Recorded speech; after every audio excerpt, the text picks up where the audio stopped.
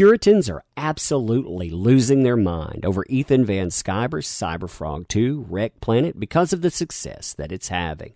In just 5 hours, in its first 5 hours, it surpassed anyone's expectations, earning $250,000. And as of this recording, at 8:30 Central Time, you're looking at $293,025, and also, and very importantly, over 2,220 backers. Now, if you look back over the last few years, you can understand why those Puritans are fuming, because they tried their best to cancel the man, and you know what? None of that would take. Quite the opposite. I mean, if you go back and you look at the offerings from Ethan Van Sciver, the one thing that you'll find stands out right away is the fact that you have over $1 million in earnings, you have tens of thousands of consumers, and you have that built on the auspices of treating consumers right, going out and putting together escapist books, and challenging people that would ruin everyone else. So hey there, so today we are returning to that wonderful world of Comicsgate and indie comic books, and I have to say that this release, it has been one that I've been looking forward to. Here, as I said before, is Ethan Van Sciver's Cyberfrog 2 Rekt Planet, the continuation of the Cyberfrog saga. So here's the story. It's 2018, 20 years after the Zip invasion. Cyberfrog has reunited with his friend Heather Swain, who is surviving in the New Jersey Pine Barrens with her 10-year-old daughter Lily and others. They live by these 4 rules. Number 1, stay in the trees. The Zips have demonstrated that they have trouble maneuvering in the forest. Number 2, stay near the smoke. Survivors keep bonfires constantly going. The Zips are repelled by smoke and fire.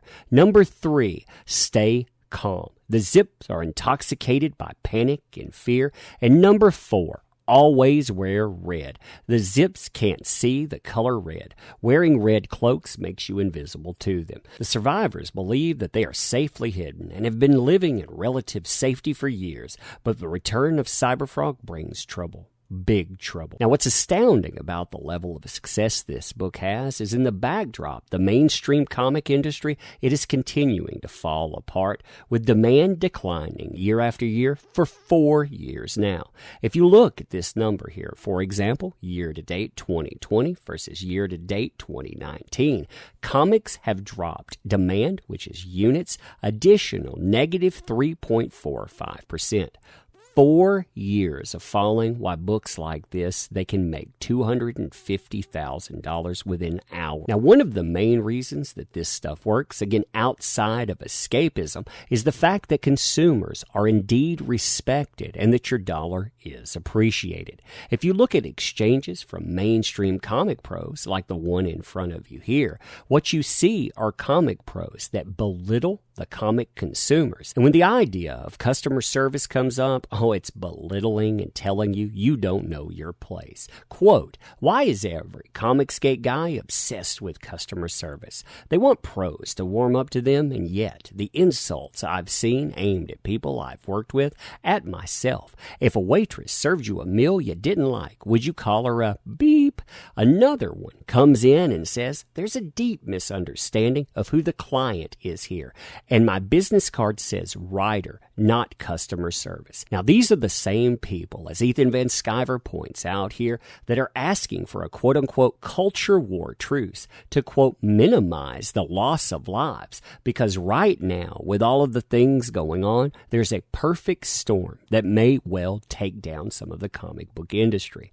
These are people, of course, that have the mentality that you're obligated to give money, that they don't owe you respect, and when they see all the writing on the wall, they're saying, oh my God, please support us. Now, the pros that are involved with this, you notice one right here, Mags Visaggio. Those pros have been all too happy to call for extreme measures in the past. Here's one of many examples, this one coming in 2017, where this person talks about specific descriptors, in this case cis, or people like myself, people like Ethan Van Sciver, people like a lot of you, I'm sure. You need to get ready for a baseball bat to the teeth. In fact, they're going to put you on notice. They're going to talk about that and all. But of course, when they're in need now, everything needs to be dropped. You don't need to be talking about this stuff.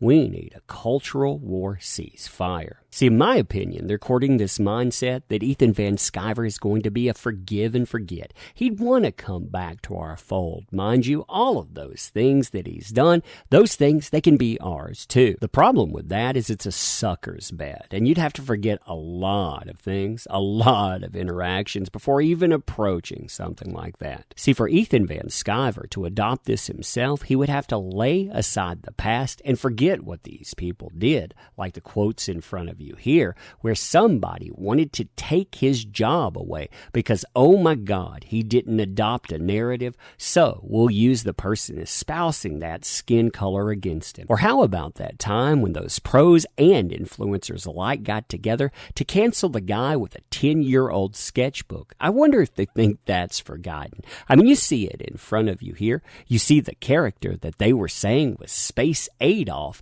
and well, they were also saying that the title here, My Struggle, you know what that means, and his signature, oh my God, that's totally a shout out, and it's not to Iron Maiden. Or how about the time a CBR writer decided to connect Ethan Van Sciver to Charlottesville on the day a death transpired? Quote, I know it's my own bugbear, and there's larger N to the A to the Z to the I related stuff to worry about, but I would love it if Ethan Van Sciver was fired by DC Comics. Like, obviously, I know what's going on right now is infinitely more important, but I'm an ocean away and feel helpless all the time. Ethan Van Sciver is an artist who often collaborates with DC's chief creative officer and is either at N to the A to the Z to the I or thinks their imagery is cool. I don't want to piggyback on tragedy, but if you're going to fight those folks, you should start with your own community. Every time I mention Van Sciver's use of that type of imagery, there's always people for whom it's new information, so I'll keep banging on about it. We should talk about Ethan Van Sciver's affiliation with that word as often as we talk about Berganza, someone who was accused of a specific type of harassment and ran out of the industry, to note being a harasser at every opportunity. And it goes on from there. There's also been threats, doxing, the bringing up of personal financial information, family members and on, plus property damage if this guy shows up somewhere. Here's Gotham City Pizza, for example. He went here to sign comic books, and wouldn't you know it, the same people calling him an N to the A to the Z to the I. POS, yeah, they'd bust out the window there. Now, Ethan Van Sciver, he put together a GoFundMe to help out the place, but it just shows you what type of people that you're dealing with. People used with quotations, of course. Now, to tell you what kind of impact this has, how it's not like the comic book industry, while I've been filming this thing has gone up already to $306,885. You're also now seeing 2,345 backers. Like I say, when you look at projects like this, they move, and you can see why.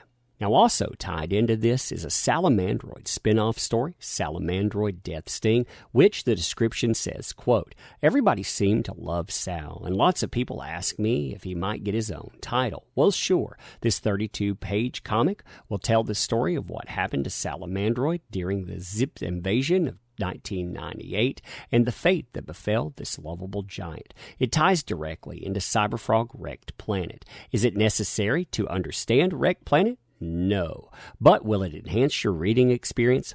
Big time. And if you don't back it here, you'll find yourself looking for it later. No spoilers, so let's talk about content. I've drawn it and I've written it. It will have a wraparound glow-in-the-dark cover, 20 pages of art and story, with a bonus rogues gallery of pinup art and information about all of the villains. There's a handy option to back both Rekt Planet and Death Sting, and that'll give you the whole story. There's a lot more insanity out there, too, past, present, and I'm sure future, ranging from hit pieces that never were, Puritans going crazy, and on.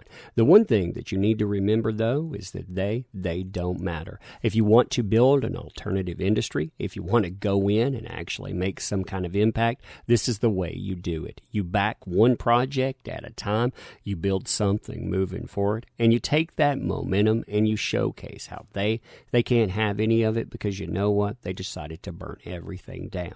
But anyway, you tell me what you think. Ending this too, I want to say thank you for showing up and thank you for participating. You make this stuff possible. Not enough people say that, so that's why I end every video with that to remind me of it and to thank you. I don't want to monopolize your time either, but I do want to thank you for it. And I also want to say, if you like this content, want to help out the channel and subscribe and all of that, you can. But you just being here, that matters. So check out other videos. And again, thank you very much for doing so.